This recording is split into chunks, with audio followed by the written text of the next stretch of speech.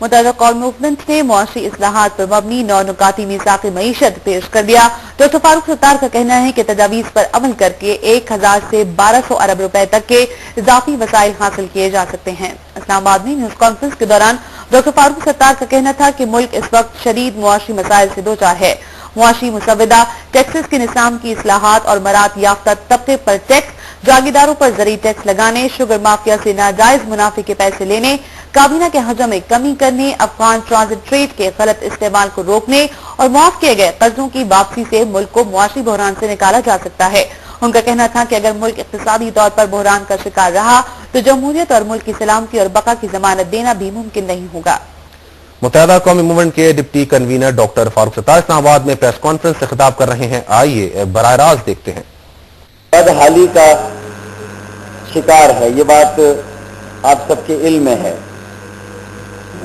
मौजूद सहाफ़ी हजरात मुल्क को मुकम्मल दिवालिया और माशी तबाही से बचाने के लिए मुल्क की सलामती और इस्तेहकाम के लिए दहशत गर्दी की रोकथाम और मुल्क में ट्यूनिस और मिस्र जैसी सूरत हाल की रोकथाम के लिए अब ये नागुज़ीर हो गया है कि मुल्क के माशी अदम इस्तेहकाम पर तमाम तवज्जो मरकूज की जाए। एक ऐसा चार्टर ऑफ इकोनॉमी या मीसाके मईशत वज़ा किया जाए जो कि मुल्क में एक ऐसी माशी इस्लाहात के प्रोग्राम पर अमल दरामद को यकीनी बनाए कि जिसके जरिए से मुल्क को न सिर्फ मौजूदा माशी बदहाली से निकाला जा सके बल्कि इंतहाई कलील अरसे में 1 या 2 साल के अंदर अंदर मुल्क को खुद मुख्तार बनाया जा सके, कौम को, पाकिस्तान के अवाम को अपने पैरों पर खड़ा किया जा सके। IMF दीगर मालियाती, दीगर बैनुल-अक़वामी मालियाती इदारे और आलमी ताकतों की मोहताजी से निजात दिलाया जा सके। चुनाचे कायदे तहरीक अल्ताफ भाई ने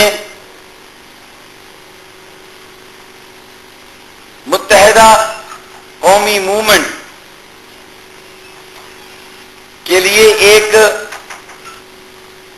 इकोनॉमिक विजन या एक माशी विजन वादे किया। आज कायदे तहरीक अल्ताफ भाई के इसी माशी या इख्तिसादी विजन को लेकर एक मीसाके मईशत के खाके के साथ हम आज आपके सामने यहां मौजूद हैं और आपको और आपके जरिए से पाकिस्तान के गरीब, निचले और मुतवस्सित तबके से ताल्लुक रखने वाले अवाम, पाकिस्तान के किसान, पाकिस्तान के हारी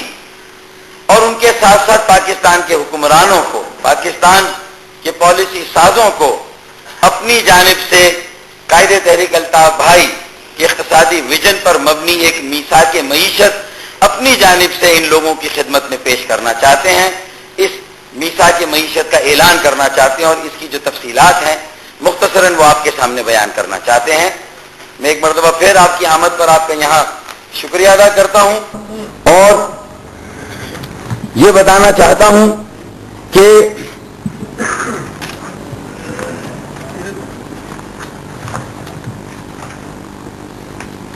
ہم جن معاشی اصلاحات کی بات کر رہے ہیں اور جس پروگرام کی بات کر رہے ہیں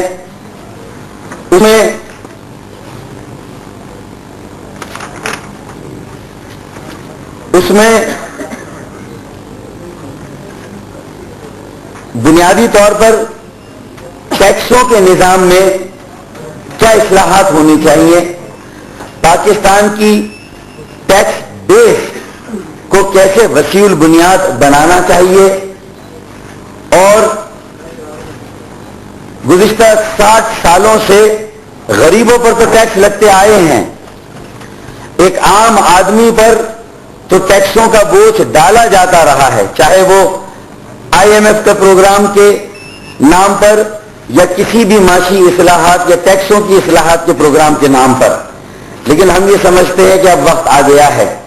کہ اگر جہاں ہم نے کہا کہ IMF مالیاتی اداروں اور بیرونی طاقتوں کے انحصار سے ملک کو چھٹکارا دلانا ہے، پاکستان کو خود مختار بنانا ہے، اپنے پیروں پر کھڑا کرنا ہے، اور اس کے ساتھ ساتھ پاکستان کے عوام کو بھی، پاکستان کے جو 98% محروم متوسط اور غریب طبقے سے تعلق رکھنے والے عوام ہیں، انہیں بھی معاشی ترقی کے عمل میں شامل کرنا ہے اور شریک کرنا ہے، انہیں بھی ساتھ لے کر چلنا ہے اور انہیں بھی ایک حصہ دینا ہے. تو پھر میں سمجھتا ہوں کہ قائد تحریک الطاف بھائی کا یہ ویژن، یہ اس وقت پاکستان کی سب سے بڑی اور سب سے اہم ضرورت ہے، اور یہ ہمارا ایک نکاتی ایک مسودہ ہے، 9 تجاویز پر مشتمل، جو کہ بنیادی طور پر ٹیکسوں کے نظام کی اصلاحات، ٹیکسوں کو وسیع البنیاد بنانا، اور ایک عام آدمی پر اب ٹیکس لگانے کی بجائے ان مراد یافتہ طبقے کے لوگوں پر ٹیکس لگانا جن پر گزشتہ 60-63 سالوں سے کوئی ٹیکس نہیں لگا. اور اب وقت آ گیا ہے کہ وڈیروں، جاگیرداروں، ان کی بڑی بڑی آمدنیوں، ان کے بڑے بڑے منافعوں، بڑے بڑے سرمایہ داروں، ان کی آمدنیوں اور ان کے منافعوں پر ٹیکس لگایا جائے، نہ کہ ایک عام آدمی پر اور غریب آدمی پر جو ہے وہ ٹیکس کا بوجھ منتقل کیا جائے. اس سلسلے میں جو ہم نے پاکستان میں اضافی وسائل پیدا کرنے کا یہ جو 9 نکاتی پروگرام یا یہ جو 9 تجاویز پر مشتمل ہمارا یہ جو چارٹر آف اکانومی ہے، میں اگر اس پر عمل درآمد کیا جائے، اسے اختیار کیا جائے، تو کوئی 1000 سے 1200 ارب روپے کے اضافی وسائل حاصل کیے جا سکتے ہیں. میں ان جو یہ 9 تجاویز ہے ان کی کچھ مختصراً تفصیل آپ کے سامنے رکھوں گا. سب سے پہلے تو ہم نے یہ کہا ہے کہ بڑے وڈیروں اور جاگیرداروں کی آمدنی اور منافعوں پر ٹیکس لگایا جائے، جسے ہم ایگریکلچر انکم ٹیکس کہہ سکتے ہیں، اور یہ خاص طور پر ہم جو ملک کے 6000 بڑے ایگریکلچرسٹ ہیں ان کو خاص طور پر ٹیکس نیٹ میں یا ٹیکس کے بریکٹ میں لانا چاہتے ہیں. اور 6000 بڑے وڈیرے اور جاگیردار یا زمیندار ہیں بڑے خاص طور پر، اور اگر ان پر ان کی آمدنیوں اور منافعوں پر ٹیکس لگے تو یہ 200 ارب روپے کے سالانہ اضافی وسائل پیدا کیے جا سکتے ہیں بڑے وڈیروں اور جاگیرداروں کی آمدنی پر ٹیکس لگا کر. اسی طرح ہم نے جو انڈر انوائسنگ ہوتی ہے شوگر مافیا کی طرف سے، جو شوگر کی کارٹلائزیشن ہے، کاسٹ آف پروڈکشن چینی کی اگر حد سے حد 25 یا 30 روپے کلو ہے، تو پاکستان کے عوام نے اور ملک کے پاکستان نے ایک ایسا وقت بھی دیکھا ہے چند ماہ پہلے کہ جب مارکیٹ میں لوگوں کو 120 روپے کلو جو ہے وہ چینی خریدنی پڑی. تو یہ جو پروفٹ کمایا گیا گزشتہ مہینوں میں، گزشتہ دنوں میں، تو اس شوگر کارٹیل کو اس کی انڈر انوائسنگ کا نوٹس لے کر اس کے خلاف کارروائی کر کے یہ جو حد سے زیادہ منافع کمایا گیا ہے اس پر بھی براہ راست ٹیکس اور جو موجودہ سیلز ٹیکس اگر وہ وصول کیا جائے تو ہمارے نزدیک اور ہمارے مطابق کوئی 80 سے 100 ارب روپے جو ہے وہ فوری طور سے اس شوگر مافیا سے حاصل کیے جا سکتے ہیں. یہ اضافی وسائل پیدا کیے جا سکتے ہیں. یہ دوسرا نقطہ ہے جو ہمارے ان 9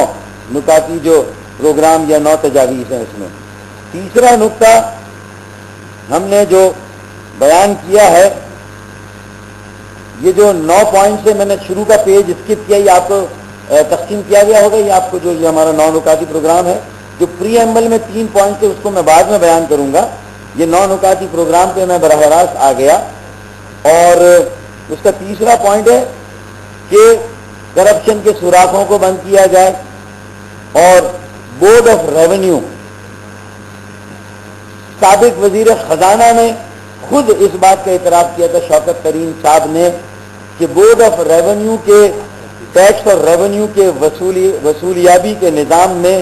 کم از کم 400 ارب روپے کی لیکیجز ہے یا ضیاع ہے. اگر اس ضیاع اور لیکیجز کی روک تھام کی جائے، ایفیشنسی کو بڑھایا جائے، کرپشن کو روکا جائے ایف بی آر میں، تو 400 ارب روپے کے اضافی وسائل صرف ایف بی آر کے کرپشن کے اور لیکیجز کے سوراخوں کو بند کر کے یہ وسائل اختیار کیے جا سکتے ہیں اور موبلائز کیے جا سکتے ہیں. پھر ایک بہت اہم شعبہ ہے ہمارے زرعی شعبے میں، چھوٹے کاشتکاروں اور زمینداروں کے نام پر ایک سپورٹ پرائز کا میکانزم چل رہا ہے کہ پوری دنیا میں کہیں ایسا نہیں ہوتا کہ زرعی اجناس حکومت پہلے خریدے اور پھر اسے ملک کی منڈیوں میں جو ہے وہ اسے اس کی ترسیل کرے اور اسے منتقل کرے. گندم کی خریداری ہو، گنے کی خریداری ہو، کپاس کی خریداری ہو